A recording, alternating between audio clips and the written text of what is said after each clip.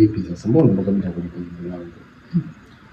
Tafadhali. Tena huko kunigusa. Kwa mwanzo na mwisho leo hii wewe ni halali ya dada yangu, sio mimi. Utabaki kwa shemeji yangu siku zote. Hivyo unajua ni mrembo sana.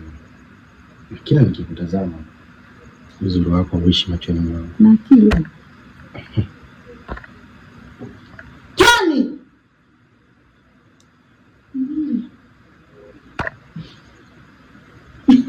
Ama kweli kikulacho kumbe kingoni mwako. Ndio kwangu mimi. Haipo hivyo. Sasa tena kwa mume wangu. Nuri. Dada yako. Toni. Unahusiana nini mimi? Mke wangu sio mimi. Kukupenda. Kukaribisha kwangu dada yangu.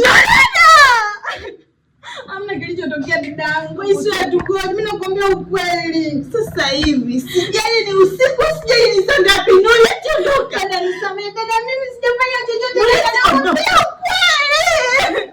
Naomba nisamehe. Nitasifanya hivi dada usiku naenda. Yeye ndo anataka na simu yake aondoke. Atugombanisha mke wangu, atugombanisha yule. Nakwambia ukweli, atugombanisha. Mpe na simu yake aondoke. Unaenda kama yule ndo anakutaka wewe, si ndio? Anataka na ning'ang'ania kila muda. Anakutaka hapa na kati nimekuta unaona mshika. Nataka ukistoni. Ameniambia ana kidubwasha hapa nimtoe. Wakati nakitoa ndo umeingia. Yule ananiwekea mitego sana mdogo wako.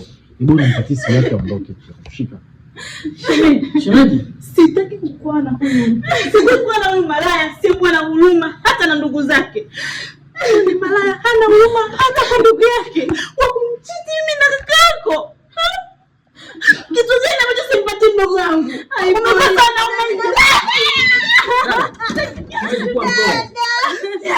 Hivi kaka kuna nini? Mbona umekaa kimya umetulia lakini hujui chochote cha kusema? Anachosema mke wangu ni cha kweli.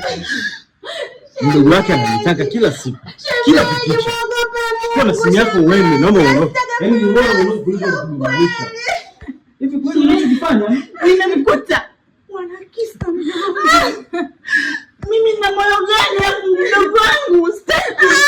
Inaonekana uongo. Mimi sijafanya hivyo. Sitaki